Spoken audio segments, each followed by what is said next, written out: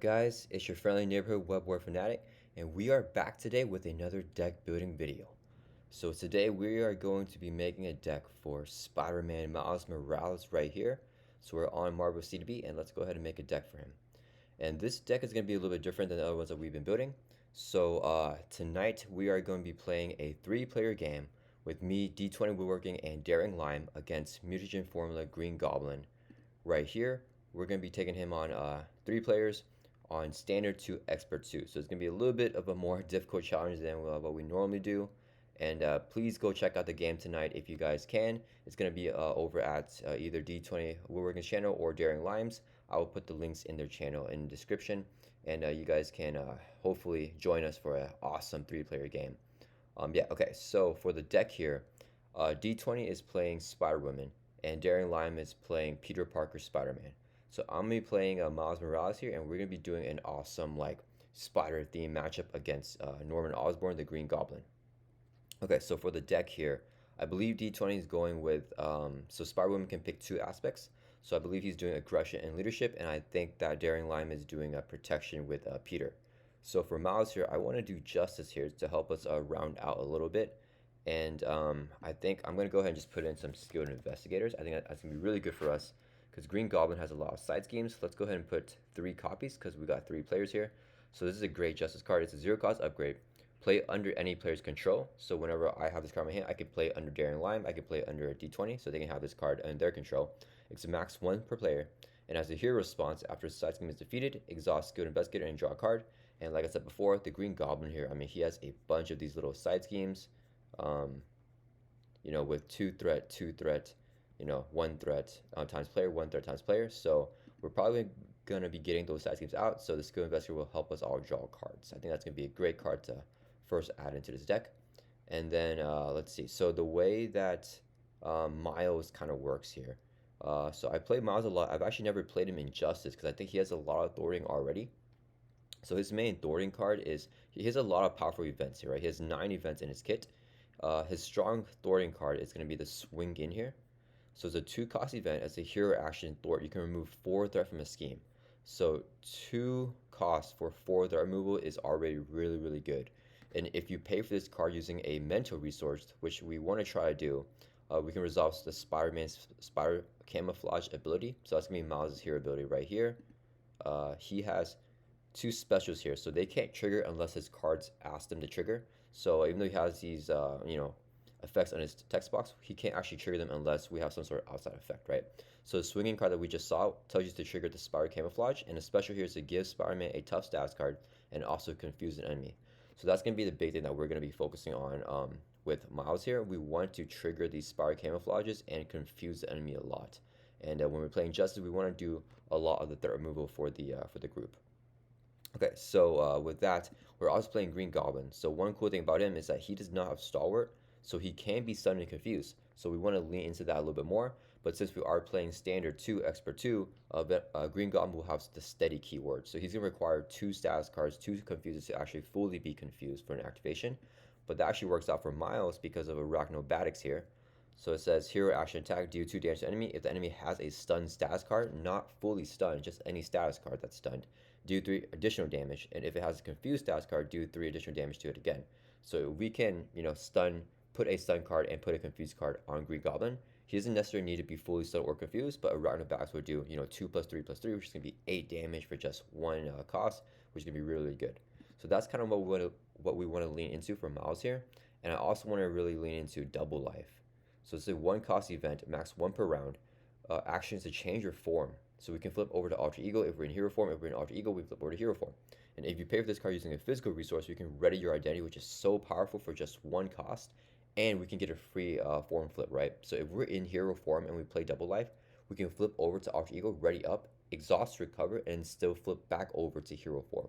So we want to really take advantage of that to, manipulate the game to choose what form that we're in. And since we are playing Justice, we'll have powerful cards that we can do from both sides of Miles and trigger his Alter Ego ability as well as his hero abilities. Okay, so I really want to lean into status cards, and we just recently played Nebula. So I'm kind of on like a Justice hype right here with statuses. So let's put in Upside the Head.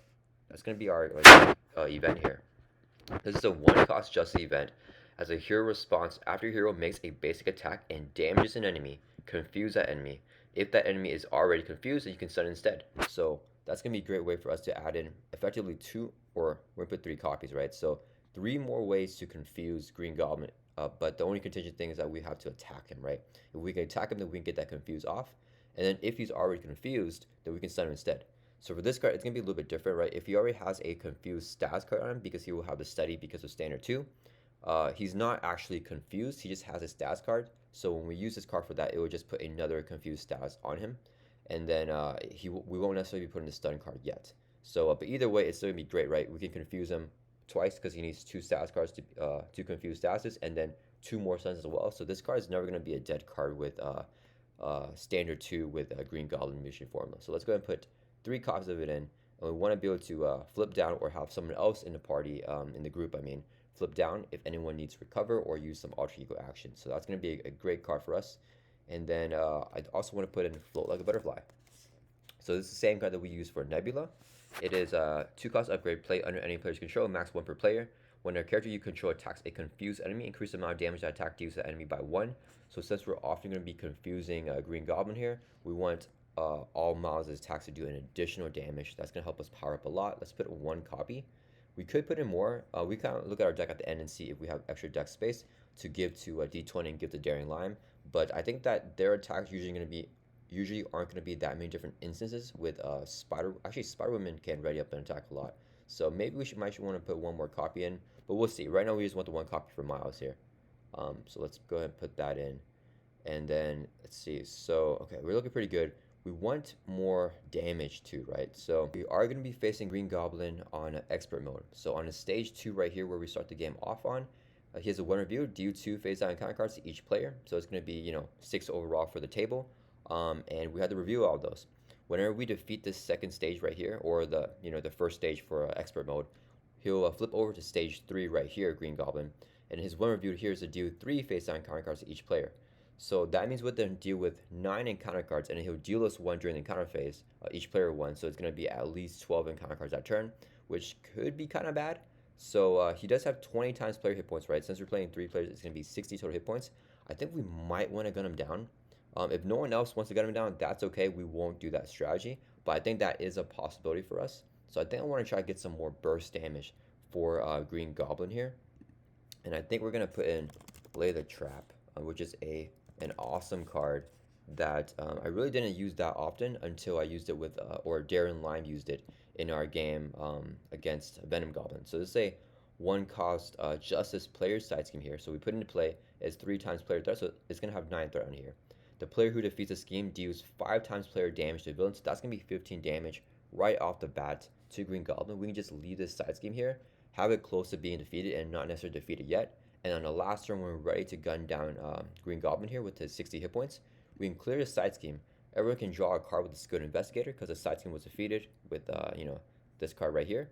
And then we can also get the 15 damage off on Green Goblin and only have to do 45 damage between the 3 players. So hopefully that strategy will work out, and I think that's going to be really good for us. And another thing that I talked about with the group is that no one else is going to be using Web Warriors. So Spider Woman's going to be doing like her Spider Woman stuff. She doesn't work that well with Web Warriors because a lot of the Web Warrior allies, most of the strong ones are basic allies, and she wants to be playing aspect cards to really get her full thing off.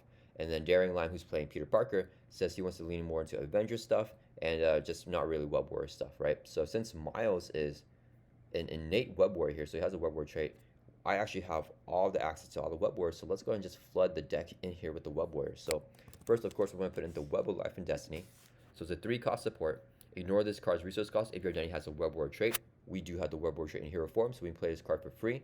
And as a response, when a Web Warrior ally leaves play, we can draw a card, or we can actually choose a player draw a card. So in multiplayer, we can choose if D20 needs it or if Darren Line needs it. We can just pick one of them to draw. But I think usually I'll be the one drawing because it'll be my ally that's gone. But if anything happens, we can pick one of them to draw the card as well. So let's put a copy of that. And we're just going to flood in here with all the Web Warrior allies, right? So definitely want Ghost Spider. Oh, that's not the right one. Ghost Spider right here. So 3-cost ally, Web Warrior, 1 threat to attack, one of the strongest Web Warrior allies in the game. As interrupt whenever she leaves play. Search your deck for an identity specific event. Add to your hand. So proper we can get in that the double life that we're talking about or the swing in. Those Miles Morales has some of the strongest identity specific events in the game. So he works really well with Ghost Spider, and that's why she came in his precon. Um, and then let's go ahead and add in. I think I know these guys by memory. We can add in. Actually, let's do the little trick that we learned. So K here, and then Web Warrior, and that should put all the Web Warrior allies. Okay, so we are putting Ghost Spider. We don't want Scarred Spider. He's not that good. We want SPDR. She's an amazing Web Warrior ally. We don't want Spider Ham. We want Hobie Brown. We want we want Peter Parker, but since Lime is playing Peter because of the unique rule, we can't have two Peter Parkers in play, so I'm not allowed to actually play the Peter Parker here because of the unique rule. So he's an amazing ally for Miles, but we won't be putting him in this deck because of this multiplayer thing that we're doing, and we just can't play him. But yeah, he can ready up a Web Warrior whenever he attacks or thwarts, so really, really strong effect for sure. Definitely put him in if you're not playing a 3-player game or a multiplayer game. So let's put an Auto Octavius here. He's really good too.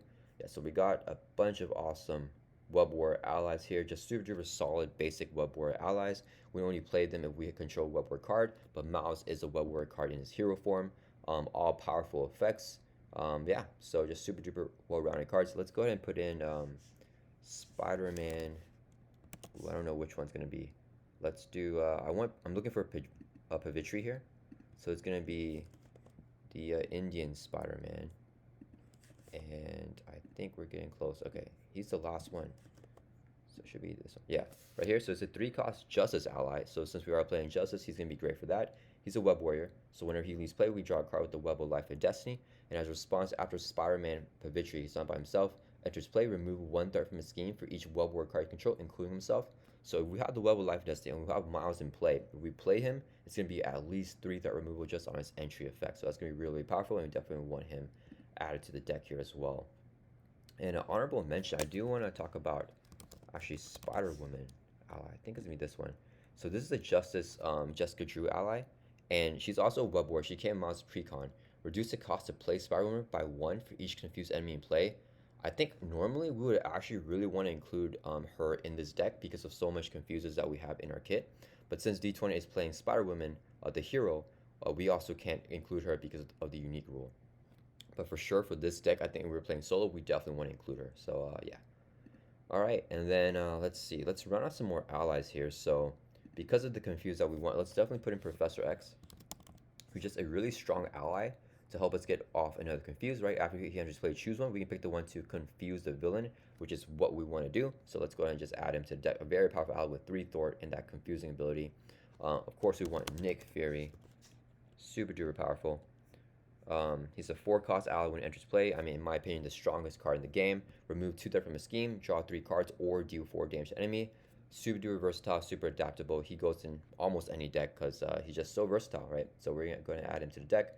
Even though these guys aren't Web Warriors, Nick Fury and Professor X, their effects are just so powerful that even though they can't trigger off the Web of Life or Destiny whenever they leave play, they're still just so good that we can definitely include them, and they're going to help us out a lot in this deck.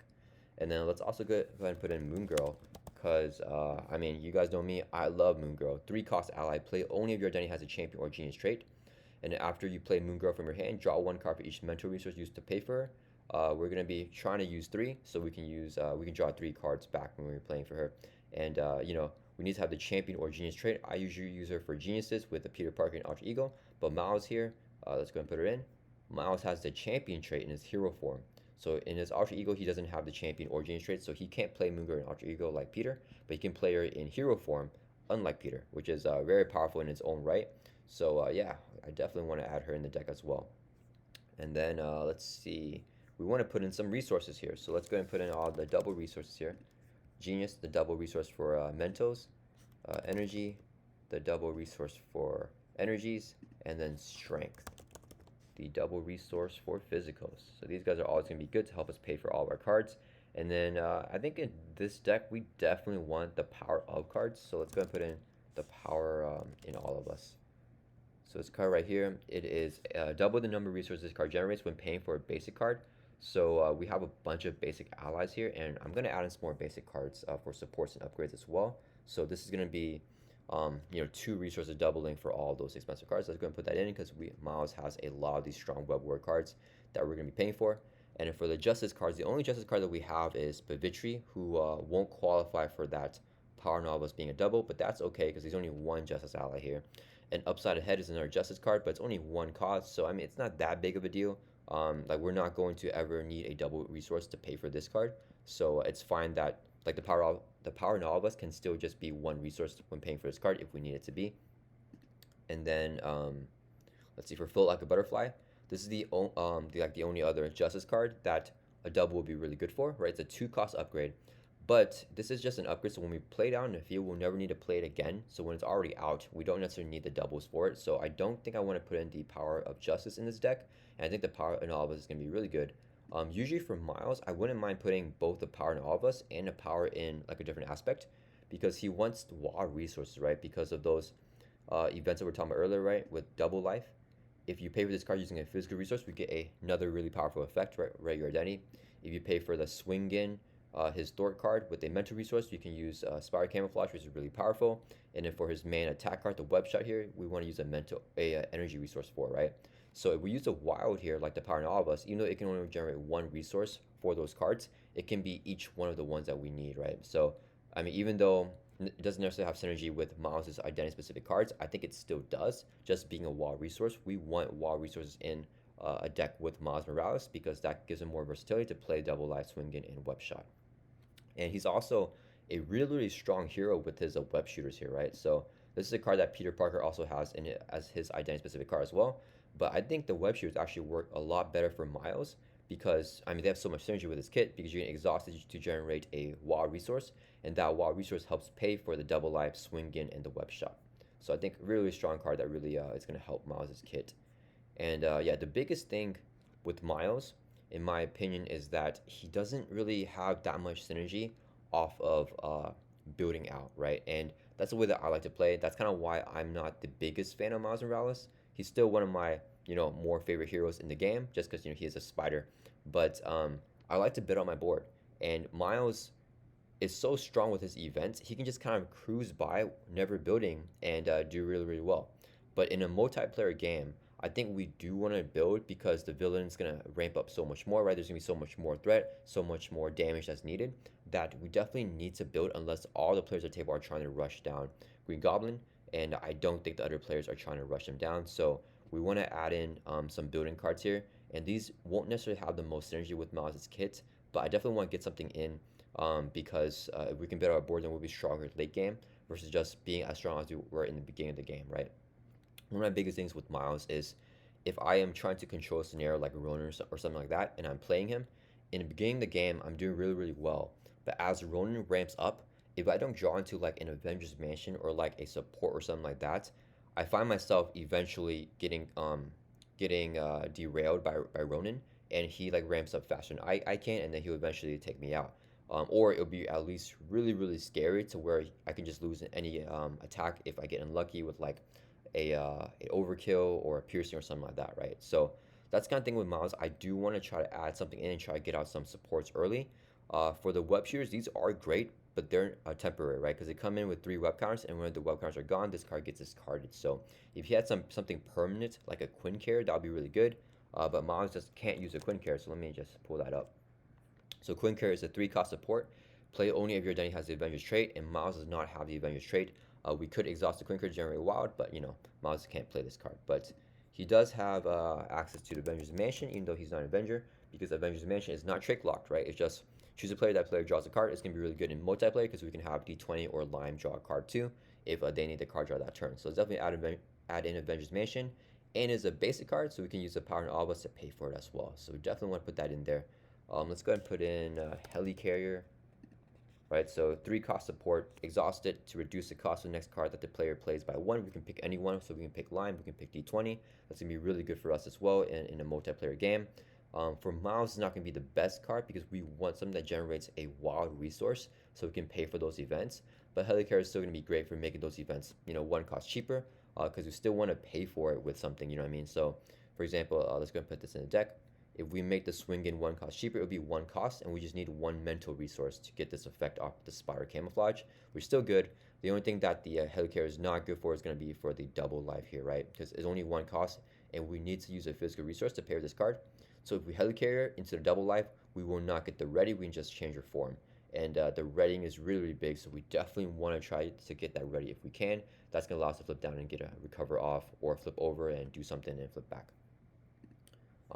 Okay, so we add that in, and then because Mouse is a champion, let's go ahead and put in the champion's mobile bunker as another upgrade support here. So 2 cost support, hero action, exhaust the champion's mobile bunker, choose an identity with the champion trait. So we're the only player with the champion trait, so we're gonna choose ourselves if we play this card. And the player who controls that identity may draw 2 cards, then discard 2 cards from their hand. So I think this card actually works really, really well with Miles, because you're looking for resources that you can play for with the double life, swing it, and web shot. Maybe with other champions it's not going to be as good, and I think it's definitely not as good as like something like an Avengers Mansion where you're getting a plus 1 to your hand size, because Champions Mobile Bunker, you're getting 2 cards but you have to lose 2 cards back, right? So I mean, it's not my favorite card, and it is really good to cycle through your deck and pick the different options, but getting 1 extra resource I think is so much more powerful. But still, it's going to be a great card, and it's going to work really well with Miles to look through the cards that we want and get resources to pay for what we need to pay. And yeah, we are actually at 40 cards here perfectly. So I think this is going to be it with this deck. I think we have it super duper solid here. And yeah, so I'm actually gonna, yeah, I think this is super solid. We got 8 allies, which is a good amount. We're gonna be able to defend for Miles. We have upside the heads. That's gonna be so much confuses, right? We have, 3 confuses here, and we have the swing-ins as 2 more confuses, and we have Professor X as another confuse. That's gonna be solid. Actually, you know what? We're missing a card. I want to put in. I want to put in Across the Spider-Verse here. So this is a 2-cost event. Max 1 per deck as a hero action. Exhaust a web word card you control. Search your discard pile for web word ally put into play. Then choose a player. That player may spend 3 resources of any type to repeat this ability, right? So let's put this card in there. We can exhaust the Web of Life and Destiny for that requirement because this is a web word card. And we can get a web word ally from a discard pile like Ghost Spider, or Spider-Man Hobie Brown, or Pavitri, and get his entry play effect again, you know what I mean? So it's going to be really powerful to recur the web words with Across the Spider-Verse. But then that puts us at 41 cards. So I think we've got to take something out here. No, I like Lay the Trap. Maybe we take out an ally here, I think. Or we just go with a 41 card deck. I don't really feel like I want to take anyone out here, because Nick Fury and Professor X are going to be great with the power in all of us here. They're going to be easy to pay for. SPDR can keep recurring herself. Yeah, we're actually going to do a 41 card deck. Actually, do we take out the Champion's Mobile Bunker? I think it is good for Miles to draw, but at the same time, that's not going to increase our economy necessarily, right? We want the Helicarrier and Mansion, I think, a little bit more than a Mobile Bunker. Yeah, I'm going to take the Mobile Bunker out, and I talked about how good of a card this is for Miles. I don't think it makes a cut here, unfortunately. I think that the thing with the Mobile Bunker is if I have the Mobile Bunker in play, I don't necessarily feel any more built out than I was the turn before. Right? I still feel like I have a hand size of 5, and don't get me wrong, it's super duper powerful to be able to look through your deck, and I think that there's a lot of nuances to that, and a lot of like hidden things that you can do whenever you're able to cycle through more cards. But at the end of the day, it doesn't make me feel any more built out, and it doesn't make me feel like I have more resources to play with, right? It's just kind of like a gamble. Hopefully these next 2 cards will be better than the last 2 cards. So I'm gonna take this card out. And I think because Genki also does something very similar, so that's gonna be a Miles Morales support right here. It's a 2-cost support. As an action, you can exhaust Genki Elite and then draw 1 card. If you're in hero form, choosing this card 1 card from hand, right? So this is kind of like a light version of the Champion's Mobile Bunker, where you only draw 1 card instead, and you have to discard a card. But this card is really good because if you're an Alter Ego, you actually get that extra card draw, right? You don't have this card from your hand. So if you are in hero form and you play Double Life, you flip down to Alter, you can use Genki right then and there to draw a card and not need to discard, and then flip back over to hero form afterwards, and then get that +1 to your hand size. So I think because of Genki here, I'm going to take the Champion's Mobile Bunker out. I don't think that's a wrong play to have the Champion's Mobile Bunker in this deck, but I think I was kind of weighing between if I want a 41 card deck or if I think that the Champions Mobile Bunker is not worth going to 41. And I don't think it is because every extra card that you add in the deck is going to dilute the deck a little bit, and there'd be a slightly lower chance of drawing the Avengers Mansion or the Helicarrier or one of the upgrades or allies I want out early game. So I think because of that, I am going to take the Champions Mobile Bunker out. Yeah, and I might reconsider it. So yeah. And then one thing that I did want to do with this deck, as I was going through it, I do want to make a more well-rounded version if you're not playing multiplayer, right? So I think other than the skilled investigators, even the lady trap's going to be useful for Miles to because Miles doesn't necessarily have the best burst damage in the game because his biggest hit is going to be his biggest consistent hit is going to be the web shot here, right? So it says do 4 damage to enemy if you pair this card using an energy resource. Resolve Spider-Man's Venom Blast ability, and Miles' Venom Blast here is just do 2 damage to enemy and then stun the enemy. Really good effect. Really good small pings of damage, and this special isn't even attack activation, right? So it's going to be 2 pings of damage, right? The attack from the web shot and then the ping from the Venom Blast, but you only take 1 retaliate because only the web shot was an attack, right? But that's only going to be 6 damage for 2 costs, which is really good and efficient because 2 costs is not a lot, but not a big amount. So I think Lady Trap's going to help out for Miles. His strongest attack event is actually Arachnobatics, but it's not that consistent because we need to have the enemy stunned and confused to get that 1 for 8. 1 for 5 is obviously really good, but 5 damage just is a little bit lackluster, right? We want to do bigger bursts of damage. We want to do 8 damage or something like that. So I think Lady Trap's still going to work in solo and in multiplayer against any type of villain. And for the skilled investigator here, this is the one card that I think we don't want 3 copies of if we're playing in solo. So I'm actually gonna make we're gonna put in if our playing solo because I prefer solo. I am more of a solo player. We're gonna make this deck a little bit more solo oriented too, just to show you guys if you guys do want to play this deck in solo against a villain. Let's put in the cards that we missed out earlier. We're gonna put in a Web Warrior here, so we can get Spider-Man Peter Parker.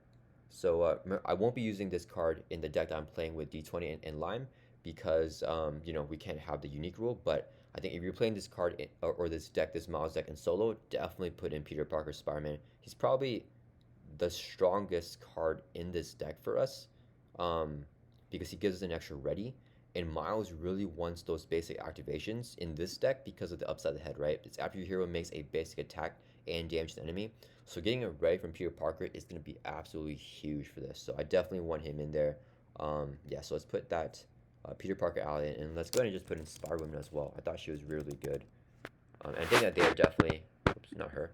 I think that they're definitely better cards than Champions Mobile Bunker for the deck that we're playing here. Right, we have so many sources of confuses. We can even confuse, minions to reduce the cost of Spider-Woman to even more, and possibly even play her for free because of all the confuse that we have in her kit, or because of all the confuse that we have in this deck. And yeah, Miles has a alter ego ability too. Whenever you flip down to alter ego, there's a response where you can shuffle in an identity specific event from Miles' deck or from his discard pile back into his deck. So we definitely want to target the double life here. Wait, sorry, not double life. The swing-in, I mean, because that'll give us even more confuses off, right? So we have 2 swing-ins for the confuses. We have 3 upside ahead. That's gonna be 5 confuses. I'm gonna count the confuses here. We have Professor X, right? That's gonna be 6 confuses, and then we also have an upgrade here. We have Defense Mechanism.